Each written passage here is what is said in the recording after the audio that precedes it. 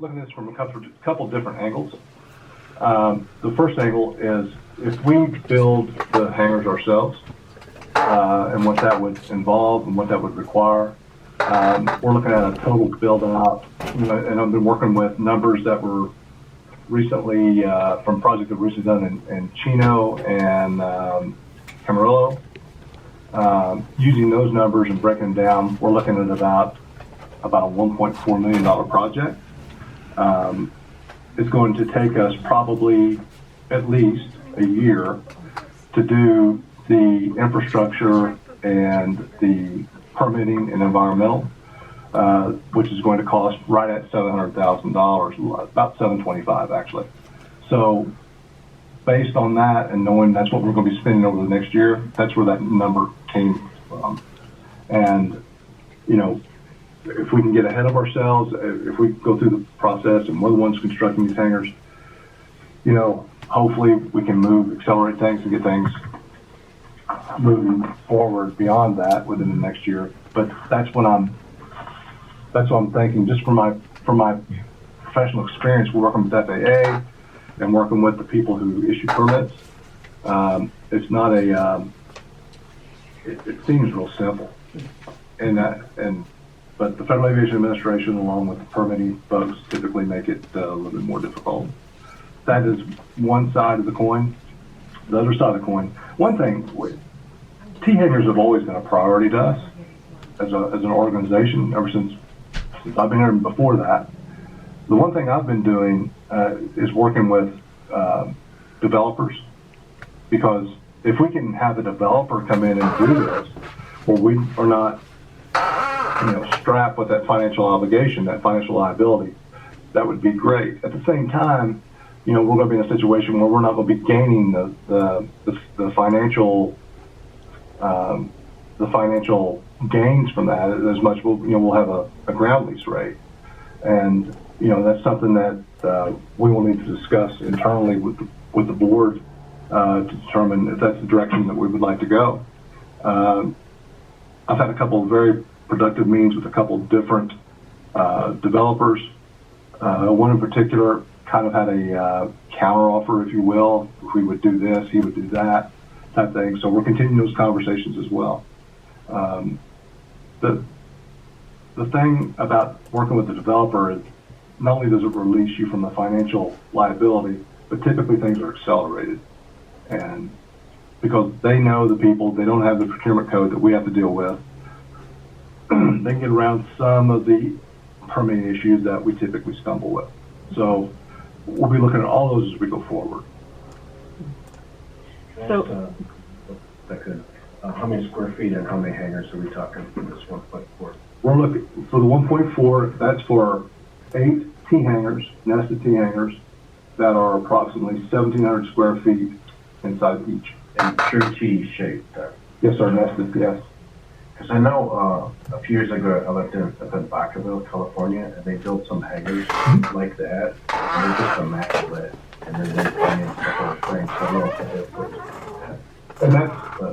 Thank you for bringing that up. The name of the airport is Vacaville. Vacaville. VCV. It's okay.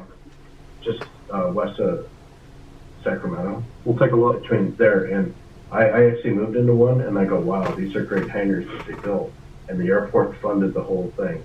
And that's something else we're looking at. Is, you know, we have the capability of borrowing money at a really very low interest rate through both the Department of Transportation, and there's a couple other loan programs as well that we can involve ourselves in. Mm-hmm. The plan, what we're looking at, is a row of nested T hangars and then a row that's prepared where people can build their own T hangars if they so desire, a box hanger type thing. That's about another $700,000 to $1 million for the infrastructure to accommodate that. Well, I know from start to finish they did it in less than 6 months. They just awesome. Yeah, it is. I'm impressed with that airport. Vacaville. Is it Vacaville? Vacaville. It means Cowtown in Spanish. Yeah. No, I'm impressed with that airport. Quick math. I'm encouraged to the fact that we're able to borrow some money of significance. That's always been an issue for us, 'cause we were always, So there are statutory limits on how much the district can borrow that I think if you're looking in the $1.4 million range, you're probably within those limits. Yes. There are that's always been an statutes, obstacle is, there are statutes that govern that. we can't hardly build a nice restroom. I mean, I joke, yeah. But that's real encouraging. In my conversations with DOT, we qualify for significantly more than that. However, right now, the coffer that they draw from only has about $600,000 in it. Now, after the end of the fiscal year, in next fiscal year, we'll have a lot more, according to my contact. We'll see. So, well, we're still exploring the details of whether or not it makes sense to build ourselves or encourage a developer. About the best case scenario that we could hope for when it comes to timeline would be permitting and spending roundabout, give or take a little bit, $700,000 in the next year, and so that's what makes sense to account for on the budget. So, Right. regardless which direction we go, I'm very happy to see that we've accounted for being able to move forward regardless. Yeah. And as we evaluate things, if a different number comes forward, we could always come back to the board and, make any adjustments if we needed. True. But this at least gives it to the spending authority up to 700,000. Yeah. It's great. Yeah. Yeah. And I'm curious about the Department of Transportation, and how much would be though from the FAA, Kern County, California, federal? I mean, can those all be part of that? So FAA typically will not participate in any project that is revenue generating. Okay. In this case, because we are removing T hangers to accommodate FAA to make the FAA compliant, the project becomes eligible. Okay. Good. However, just because it's eligible doesn't mean they're going to fund it. Right. It ranks very low on their priority list. So then you're having our conversations with the folks at FAA or at the Los Angeles Airport District Office. But I'm not going to hold my breath and FAA's going to come through with a move on that. Okay. At the same time, we're having conversations with the economic development folks, and that seems to be a more promising route to go. Of Kern County? That's county, yeah. It is, Kern County, yes. Okay, and then California, that's basically what California is, it's Kern County. Caltrans. There's no California branch. No, that can right. And then any federal, I mean, the FAA would be considered federal then? That's federal, yeah. Yeah. Good question. Yeah, Thank you. good answers. So, Bill, you just have a to, comment? I'd like to make a comment. Hang on, I think Bill, did you have a comment? You started to say something. I think No, that's okay. All right, go ahead, Bob. Hello. I was speaking to a longtime resident of the airport who was telling me that years ago, Elon Musk was exploring Mojave as a destination for doing testing, and Stewart told him he had nothing available at the time. And it's just, pardon me? Okay. So I just wanted to say it's, I'm encouraged and I want never to have to say that to a potential, tenant that contributes to, aircraft and spacecraft research and development. That's important. And I know there's a lot of other people in the area that maybe we could lure back once we have, some capacity to do so. I agree. That helps, it helps the economy overall in Mojave, more so than, transitory maintenance projects that don't add any long-time infrastructure that's, it's not just revenue generating. So I'm not so concerned about land lease versus building rental. I realize there's more revenue to be had there, but I think that the value to the community and quality of what we have to offer long term is more important. You know, growing the opportunities at the airport is more important than how much money we make on an investment. So if it meets the goals of our mission statement, that's the most important thing. I don't think that we should disregard maintenance. Maintenance is very important, and if it isn't done, then it gets more expensive and creates all kinds of problems for it. Yeah, of course. But I mean, I'm not talking about critical maintenance. I'm talking about, you know, when you have a choice between adding new infrastructure and doing, you know, repainting a building or something, you know, it's stuff like that where we need to make sure our priorities are on growth opportunities in Mojave, because it's sorely past due. I agree with you totally. That's been one of the things since the Dan days. We've got nothing to rent. And that's pretty general.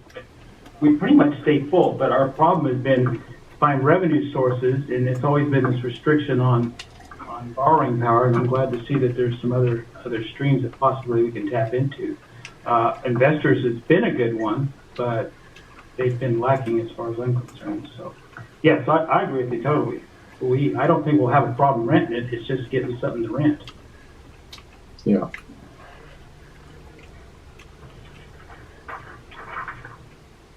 All right. Do any other directors have any questions or comments on the agenda or questions for Carrie? All right. And at this time, I'd like to get a motion to approve the resolution approving the budget and establishing the appropriation limits for the fiscal year July 1st, 2021. A quick question: is now the appropriate time to have public comment on this before we vote? Well, I usually get we can. I'm going to ask for any other comments too, but usually I get a motion going to. Gotcha.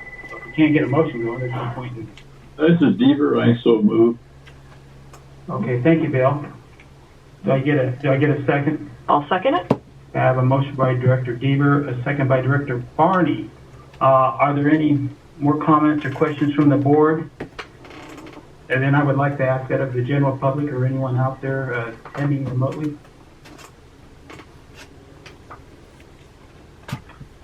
None being. I will do the roll call vote. Director Morgan? Aye. Director Deaver? Aye. Director Coleman? Aye. Director Barney? Aye. And Director Ballantyne, aye. All right, motion carried. Next we have reports. I believe that's Carrie. Yep. These are the financial reports for months ending April 30th, trying to go back a month. The bank balance has increased $760,000 in April. Bulk of that is due to the Kern County. We get the April tax deposit. Usually April and December is when we get the biggest deposit from them. We also did get a FAA reimbursement, and then just due to the increased fuel sales, the deposits have started to come in through AvFuel. We sold 73,000 gallons of fuel in the month. On the AR aging, we are continuing to work on the accounts of those tenants that have vacated the property. We do have one tenant that's continually, they got behind during COVID and they have not been making up the past due amount. So our recommendation is to start the process for a pay or quit, which that means is they've got to pay the full amount, and then it starts the process. And that's Dragon Aviation, which they currently are in hangar 940 and 924. So just wanted to see if we have any objections or comments on that before we start the process on that paperwork. Do you need a consensus on that? So the GM can approve a notice to pay or quit. Once that time expires, usually it's 3 days or 10 days, then the board needs to authorize filing an unlawful detainer loss. So to interrupt real quick, I'm not 100% on who is who. Is this one I need to recuse myself from, Scott? What is your relationship with the tenant? I'm not 100% certain who Dragon Aviation is. Is that the individual I have a restraining order against? And so right now, we're not taking action on this, right? Okay. So this is just, so maybe. But I need to be careful yeah, about what yes, discussion I'm involved in, like, even before we get to that point. Okay, yeah. That's why I asked. Yeah, no, is that his company? No, but I think he does work for them. If it's not his company. Yeah, it's not his company. private. He's I not, know one of the Dracos that was parked in that area that did come. Yeah. yeah. So they have a tie down and then also the two hangars. Yeah. So, So what will happen is an unlawful detainer is a lawsuit to evict someone. Before you can file the lawsuit, you have to give the notice to pay or quit. Our contracts are usually a 3-day notice or a 10-day notice. And so staff can go ahead and send out the notice. And then once that time has expired, if they haven't paid, then we come back and the board authorizes approves the filing of all lawsuits. So that's the cutoff. For commerce meetings and really promoting that business, which I think is a good thing to do. that's good to hear.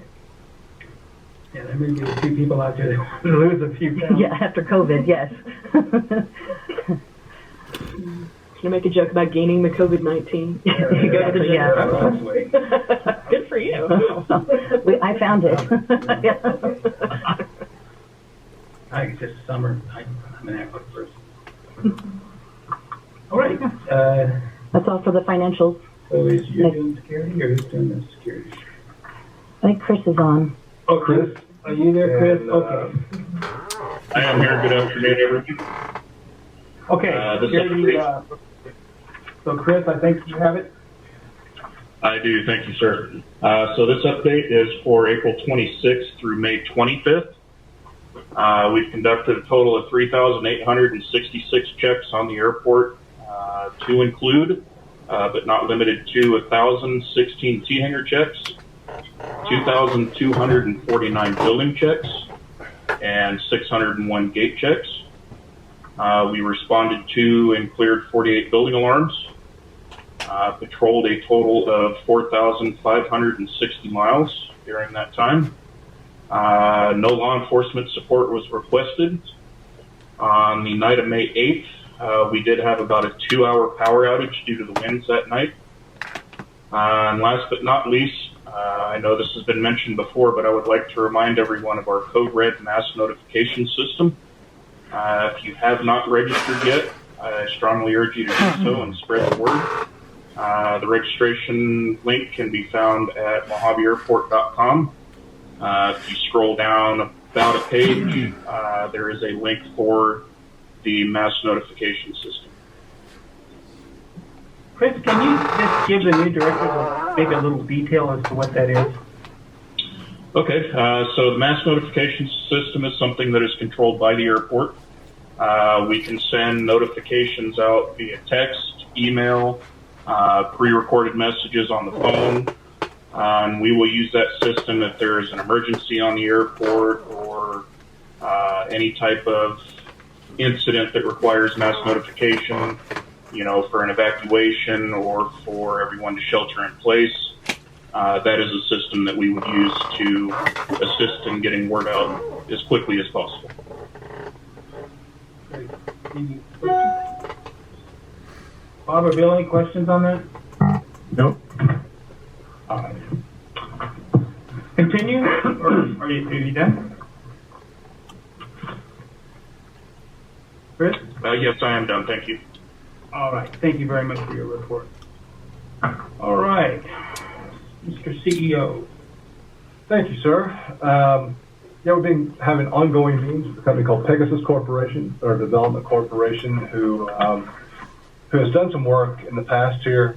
They are currently working with us to look at the possibility or potential of bringing in a fixed-base operator. That is something that, from what I understand, has been a desire of a lot of the GA tenants for quite a while, and it's something that is needed. So we're looking at the possibilities of that, and we're also researching the procurement requirements that go along with that, if that is a route that we end up deciding to go. Working with folks at Stratolaunch, they're going to be establishing their own testing facility up on the north side of the airfield. to do rocket motor testing. Part of that was contingent upon some improvements that would be made by the folks at Whitting Hill Aerospace.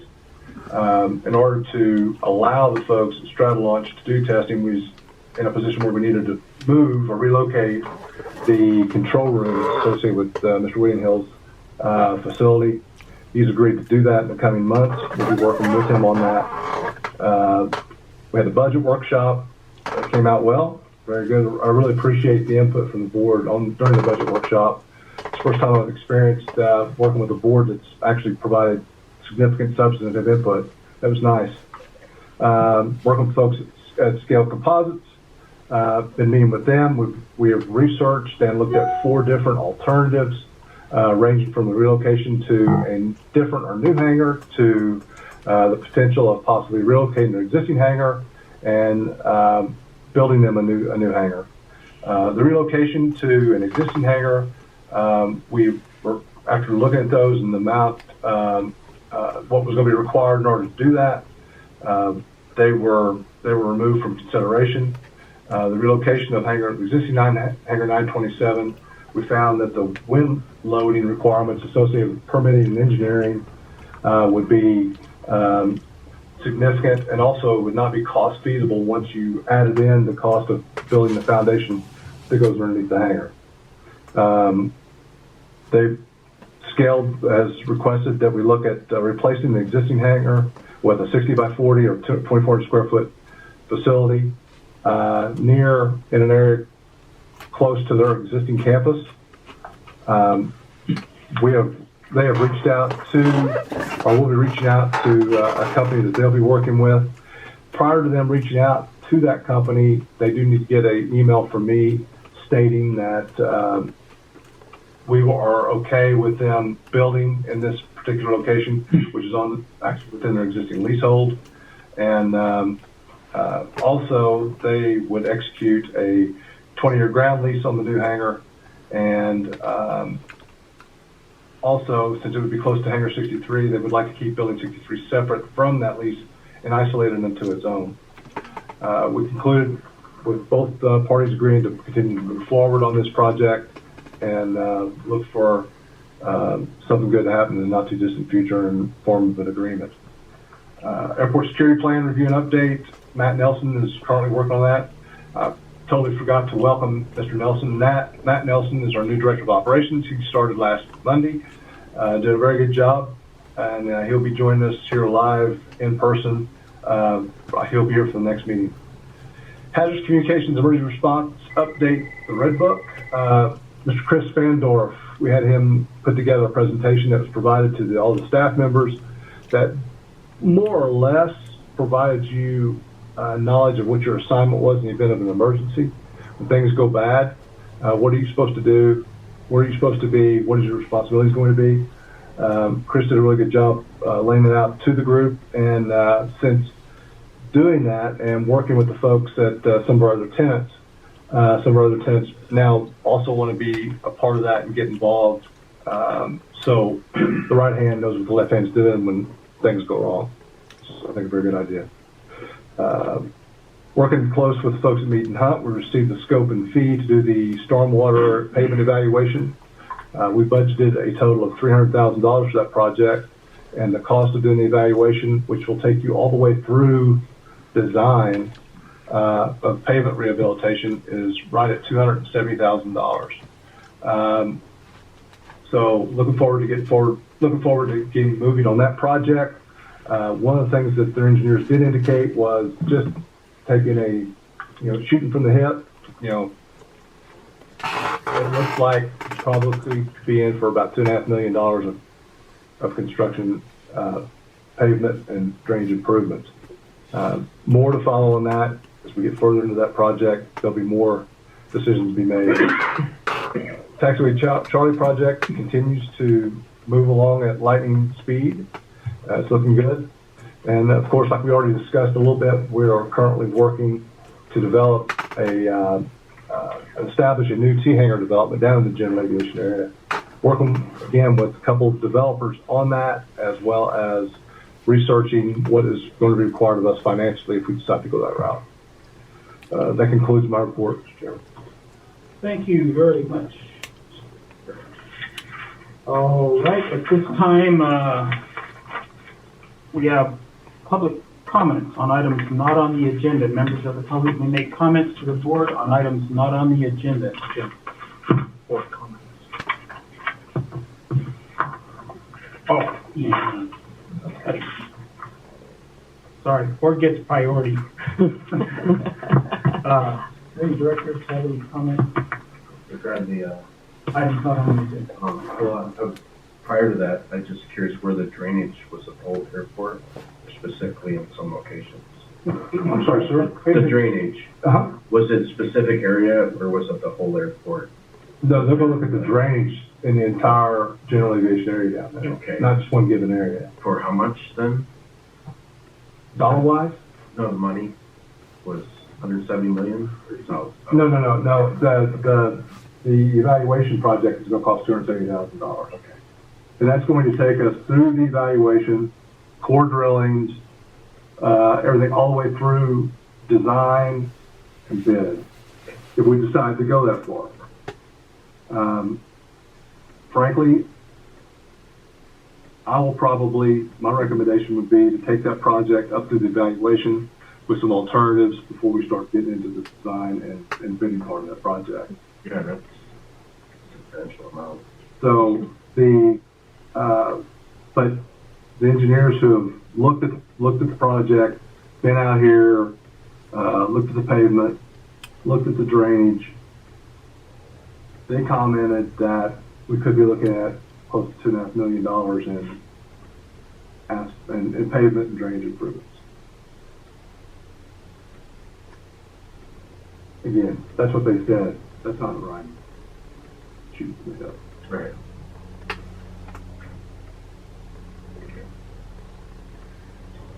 Do any other directors have any comments? Just for items not on the agenda, just welcome Matt. Super happy to have you on board. Yeah. Well, thank you very much. I'm glad to be here. And the last 5 days, tagging along with CEO Linder and getting to meet the board members better and the key tenants and stakeholders. It's been quite a fun experience. I sure appreciate the opportunity to serve. And Todd, I had a couple things in addition. If you want me to report out on a couple of things I can do as well, or we can save that for the next meeting. We'll save that for the next meeting. That's fine. Okay. Thank you. Right. Bob or Bill, did you have any direct comments? Nope. None here, thank you. Okay. All right. Now at this time, we'll ask the public if they'd like to comment on any items not on the agenda.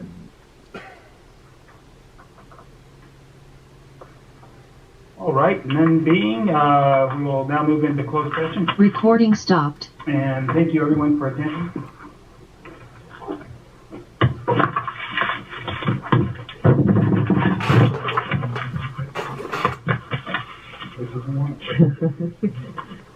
And I have a Hey, Todd, this was